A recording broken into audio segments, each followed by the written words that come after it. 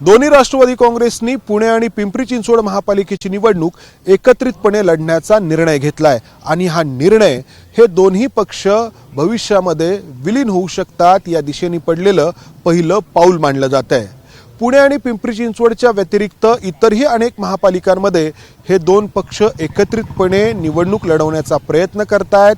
अर्थात दोन्ही पक्षांची चिन्ह वेगळी आहेत। शरद पवारांचा राष्ट्रवादी काँग्रेस पक्ष त्यांच्या तुतारी या चिन्हावरती निवडणूक लढवतो आहे, तर अजित पवारांच्या पक्षाचं चिन्ह हे त्यांचं घड्याळ आहे। मात्र राष्ट्रवादीची दोन शकलं झाल्यानंतर या दोन्ही पक्षांच्या कार्यकर्त्यांमध्ये जे वितुष्ट निर्माण झालं ते वितुष्ट कमी करण्याचा आणि भविष्यामध्ये हे दोन पक्ष एकत्रित येण्याची प्रक्रिया सुरू करण्याचा हा प्रयत्न मानला जातो आहे।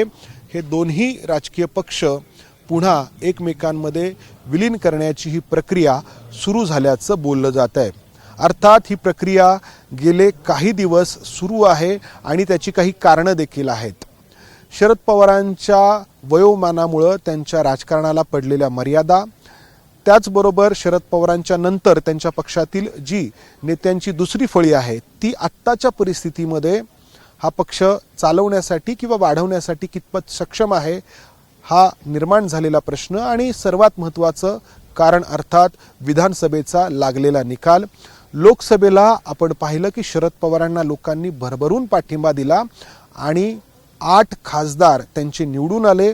सातारची एक जागा तुतारी की पिपाणी या भ्रमामध्ये त्यांची पडली। मात्र विधानसभेला नेमकं उलट चित्र पाहायला मिळालं। अजित पवारांचा राष्ट्रवादी काँग्रेस पक्ष महायुतीमध्ये लढून पुन्हा सत्तारूढ झाला आणि त्यानंतरच्या बदललेल्या परिस्थितीमध्ये स्वतंत्रपणे राजकारण करणं हे या पक्षाला दिवसेंदिवस अवघड होत चाललेलं आहे। अशा परिस्थितीमध्ये अजित पवारांच्या सोबत आपण विलीन व्हायला हवं हा दबाव शरद पवारांच्या पक्षामध्ये गेल्या वर्षभरामध्ये वाढत चाललाय आणि त्यातूनच ही प्रक्रिया सुरू झाली। मात्र ही प्रक्रिया करण्यासाठी काही तांत्रिक मुद्दे आहेत, काही कायदेशीर बाबींचा विचार करावा लागणार आहे। कारण शरद पवारांच्या पक्षाचे 8 खासदार हे तुतारी या चिन्हावरती निवडून आलेले आहेत। 10च्या आसपास त्यांचे आमदार देखील आहेत जे तुतारी या चिन्हावरती निवडून आलेले आहेत। त्यामुळं त्यांचा पक्ष घड्याळ या अजित पवारांच्या राष्ट्रवादी काँग्रेसमध्ये विलीन करण्यासाठी काही तांत्रिक बाबी देखील ज्या आहेत त्या पार कराव्या लागणार आहेत। मात्र सर्वात महत्त्वाची बाब म्हणजे ती कार्यकर्त्यांची मानसिकता।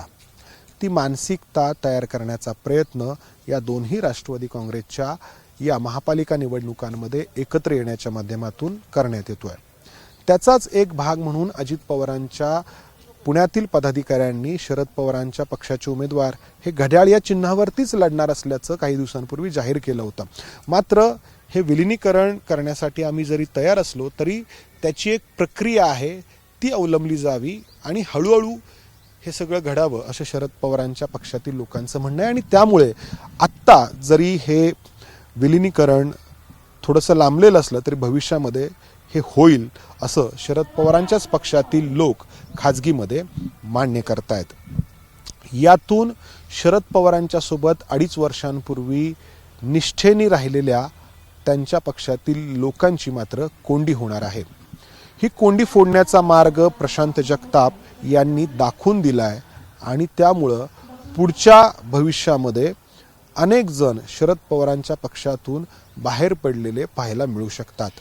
बाहेर पडणाऱ्या या लोकांसमोर अनेक पर्याय उपलब्ध आहेत। अर्थात सर्वात मोठा पर्याय हा भारतीय जनता पक्षाचा आहे। काही जण स्थानिक समीकरण विचारात घेऊन एकनाथ शिंदे यांच्या पक्षामध्ये देखील जाऊ शकतात, तर काही जण आपली विचारांवरती निष्ठ आहे असा दावा करत प्रशांत जगताप यांच्याप्रमाणे काँग्रेसचा देखील मार्ग अवलंबू शकतात। मात्र या सगळ्या परिस्थितीमध्ये शरद पवारांच्या सोबत 2.5 वर्षांपूर्वी ज्यांनी राहण्याचा निर्णय घेतला त्यांची कोंडी झाली आहे एवढं निश्चित। कारण या दोन्ही पक्षांच्या विलिनीकरणानंतर सगळी निर्णय प्रक्रिया ही पुन्हा एकदा अजित पवारांच्या ताब्यामध्ये असणार आहे आणि अशा वेळी अजित पवार या शरद पवारांच्या सोबत राहण्याचा निर्णय घेतलेल्या लोकांसोबत कसा व्यवहार करतात याची काळजी आत्तापासूनच या पक्षातील लोकांना सतावायला लागलेली आहे। अर्थात मी आत्ता जे बोलतो आहे ते विश्लेषण आहे. राष्ट्रवादी काँग्रेस शरदचंद्र पवार पक्षातील कोणत्याही नेत्यांनी जाहीरपणे आमचा पक्ष अजित पवारांच्या पक्षात विलीन होतो आहे असं म्हटलेलं नाही.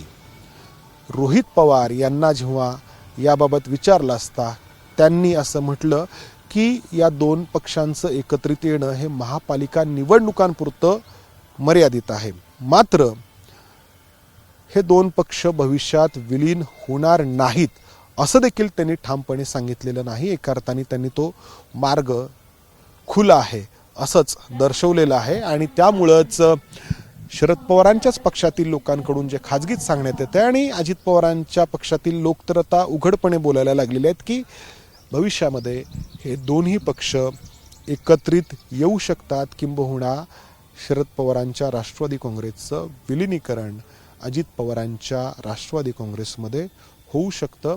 अर्थात हे विलिनीकरण कधी होईल याची कालमर्यादा निश्चित नाही, मात्र महापालिका निवडणुकांच्या माध्यमातून ही प्रक्रिया सुरू झाल्याचं मानलं जात आहे.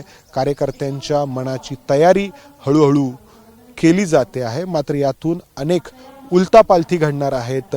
प्रशांत जगताप यांनी जसा स्वतःचा वेगळा मार्ग पत्करला तसा मार्ग अनेक नेते भविष्यामध्ये पत्करलेला पाहायला मिळू शकतात.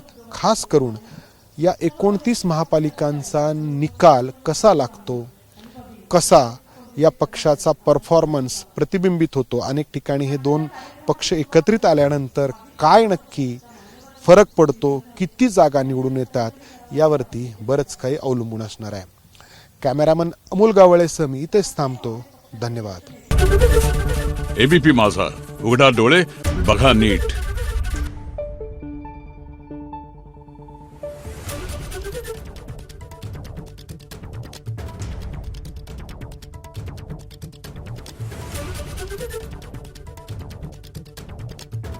Thank you.